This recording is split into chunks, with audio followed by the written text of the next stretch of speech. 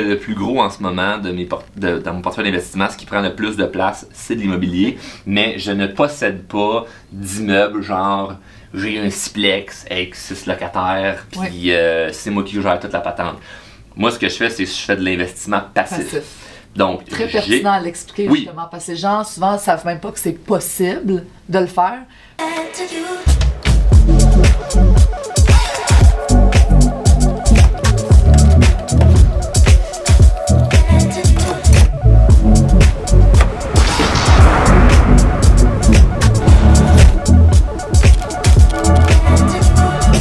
Fait que là, je m'en vais voir Charles Côté, aussi connu sous le nom de Drôlement Inspirant, mais avant, j'ai une extinction de voix. Fait que je vais essayer de parler clairement pour qu'on me comprenne. Puis je vais boire beaucoup d'eau avec Charles parce qu'il va me faire parler en tabarouette. Ceci dit, je m'en vais voir Charles Côté à Brossard. Fait que je suis en route vers Brossard en ce moment. Charles Côté, pour ceux qui ne le connaissent pas, il a une compagnie drôlement inspirante de développement personnel. Si vous le connaissez, ça se peut très bien aussi parce qu'il est très présent sur les réseaux sociaux, principalement sur TikTok. On s'en va le voir parce qu'il m'a invité à participer à un de ses podcasts. Il a été très connu aussi par rapport à ça. Puis il est connu à travers le monde, en France, en Belgique. On en profite en même temps pour faire un vlog. Hein? Parce que Charles, lui, fait de l'investissement passif en immobilier. Quelque chose de complètement différent que j'ai, pour vrai, jamais abordé, je pense, sur aucune de mes plateformes. Je pense même pas que j'ai jamais fait un TikTok là-dessus. Ça va être pertinent pour ceux qui sont intéressés en immobilier, ceux qui ont des sous à investir, surtout parce que c'est de là que ça part. Puis ceux qui savent pas quoi faire, tu sais, qui savent pas c'est quoi un bon deal ou quoi acheter ou pourquoi acheter quelque chose ou quand acheter. Dans le fond, l'investissement passif, là, ce que c'est de donner l'argent, donner l'argent, investir avec quelqu'un qui, lui, l'a le deal. Tu sais, fait que Charles, il va un petit peu plus nous expliquer ça. Il va nous expliquer pourquoi lui, il fait ça dans le fond. Fait que ça va être très pertinent. On s'en va là-bas. On est presque rendu. Puis j'espère que ma voix va mieux aller. Je vais essayer de plus parler, là. Fait que... Charles, ça va? Ça va toujours en pleine forme, toi? Ben oui, très bien. Mais merci de m'avoir invité parce que je suis là aujourd'hui à cause que tu m'as invité à venir faire ton podcast. Exact. Qu'on va voir sortir éventuellement. Puis, dans le fond, pour que les gens comprennent un petit peu, là, qu'est-ce que tu fais, ben explique-moi un petit peu justement pourquoi j'étais là, faire un podcast, puis qu'est-ce que tu fais? Juste d'ordre général. Ouais, c'est fun de tu vois la question parce que je remarque de plus en plus que les gens savent c'est qui, mettons, drôlement inspirant, ils ont déjà vu une vidéo, ils ont entendu parler du podcast ou qui ont vu n'importe quoi passer à la radio, télé, whatever, ou sur les médias sociaux, mais qui savent pas concrètement qu'est-ce qu'on fait, tu sais. Donc, moi, ça fait des années que je baigne dans le domaine du développement personnel. J'ai parti une entreprise là-dedans qui s'appelle Drôlement Inspirant.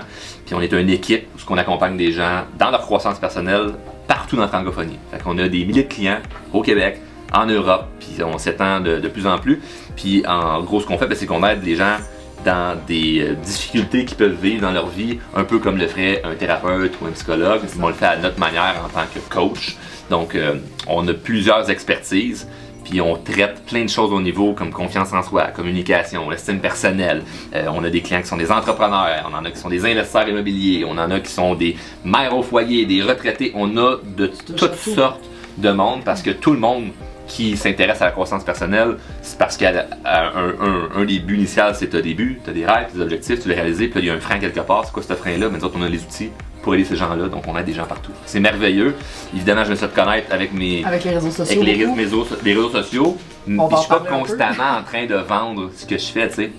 Fait on est dans l'abondance, on a plein de clients, ça va super bien, puis nos résultats sont bons. Fait on a énormément de référencement. Fait que moi, je suis constant à me faire connaître pour bâtir le brand drôlement inspirant, que le monde sache je suis qui, mais je suis pas toujours en mode comme hey, écrivez-nous pour nos services ou on a une promotion. Il n'y a pas ça. Le monde, ils viennent vers nous vraiment parce qu'ils font comme hey, j'ai le sentiment que ça va peut-être pouvoir m'aider. Puis on sélectionne nos clients, on prend pas n'importe qui comme client.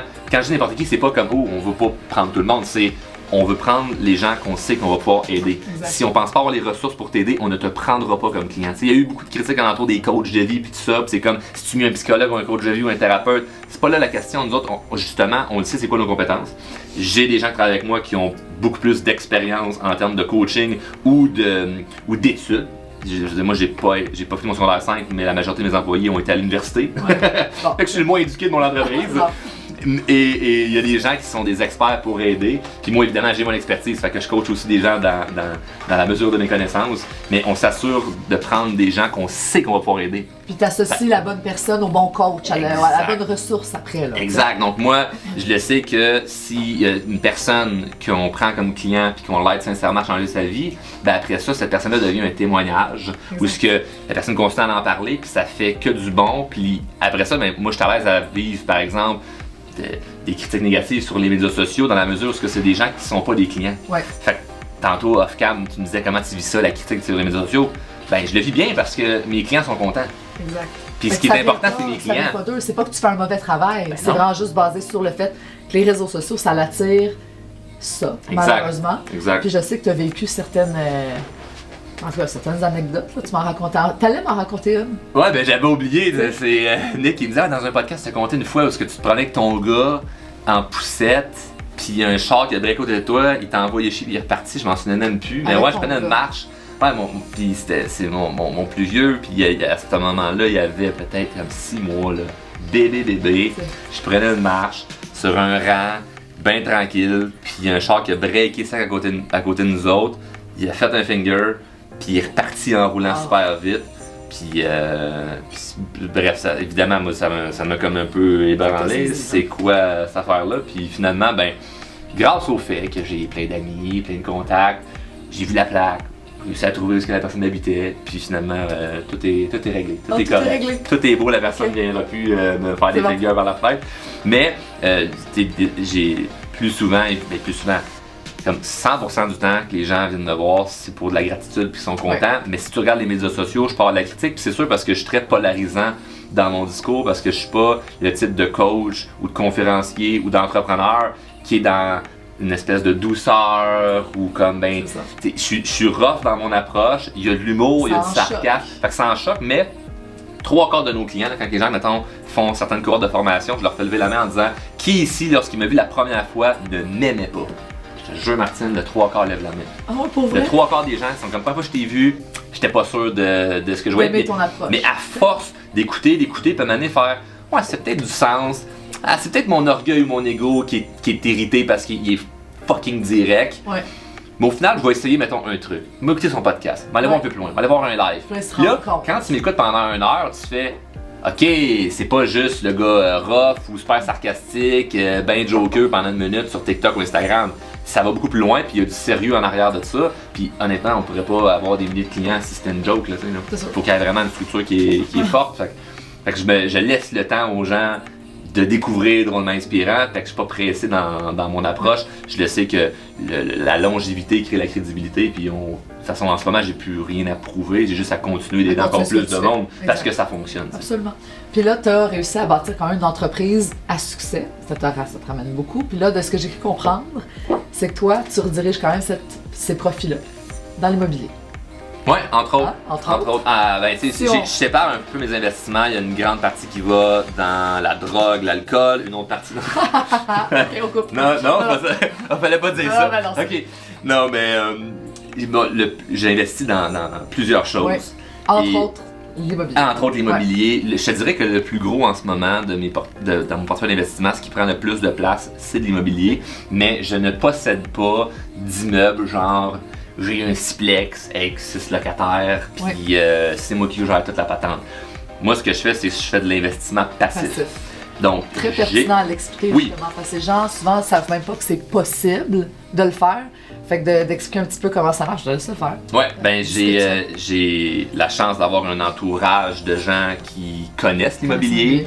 J'ai la chance d'avoir des gens qui savent que je suis entrepreneur, que je suis investisseur, donc je me fais contacter constamment pour investir dans les transactions. Donc, l'investissement passif, ben, c'est que j'ai la liquidité. Il y a des gens qui veulent acquérir un terrain, un immeuble, peu importe, puis il leur manque soit la mise de fonds ou ils ont besoin de lever des fonds pour faire un projet. Ben, c'est là qu'ils me font un offre de, ben, je pourrais te vendre X% des parts du projet à défaut de X montant d'argent. Puis là, ben, moi, je veux l'argent, signe la convention actionnaire, je veux les parts, puis ben, j'attends qu'on refinance ou qu'on rénove ou qu'on bâtisse ou qu'on vende le projet.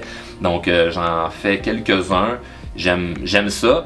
Je suis quand même au début quand même, là, ça fait pas 10 ans, fait que j'ai pas pu voir l'effet de la progression de ce qui s'en vient, mais je te dirais que à chaque année, je me mets pauvre. Ou ce que je conserve pas de l'argent nécessairement dans mon compte en banque, je remets tout ça à table, fait que je suis vraiment all-in, tu sais.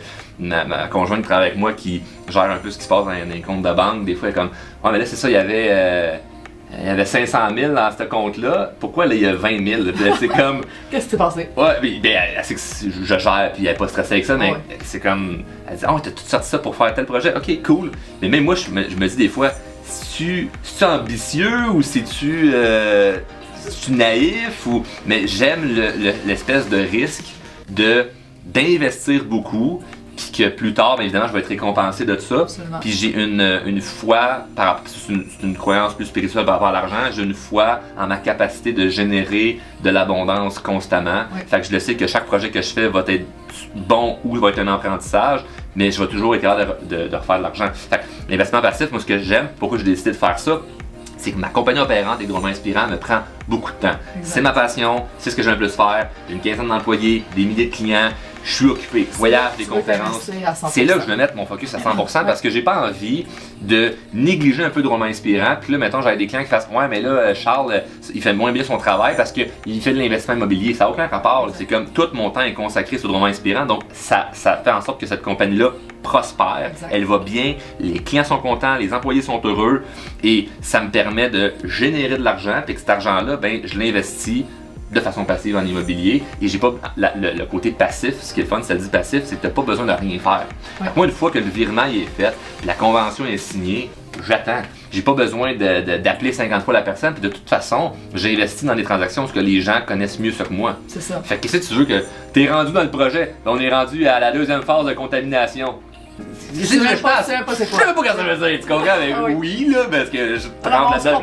Mais on se comprend que c'est pas toi le volé là-dedans. Tu peux pas aller gérer ça. Tu sais, comme, ouais, ben là, on attend pour telle rénovation, on a appelé le concierge pour faire telle affaire, c'est comme, cool, mais je comprends pas à 100%. Donc, je le comprends, mais je peux pas l'opérer. Exact. Donc, vu que je peux pas l'opérer, ben, je veux pas, moi, me mettre les deux pieds dedans pour faire comme ok, il faut tout que je gère. Fait que je préfère investir non pas dans des projets, mais dans des gens que je sais qui ont des compétences puis qui ont des bons projets. Donc je suis tout le temps ouvert. Des fois j'ai des gens qui m'amènent des opportunités d'investir dans des compagnies opérantes ou dans l'immobilier. Fait que je suis super ouvert à tout ça. Moi j'adore ça parce qu'à la base, j'adore l'entrepreneuriat.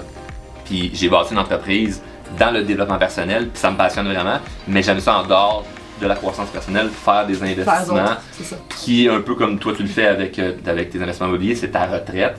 Ben, moi, je suis loin de penser à ma retraite, mais je sais que je vais me réveiller un jour puis je vais faire aïe, j'ai ça en immobilier, j'ai tant de compagnies que j'ai X nombre de parts, j'ai ça à la bourse, j'ai ça.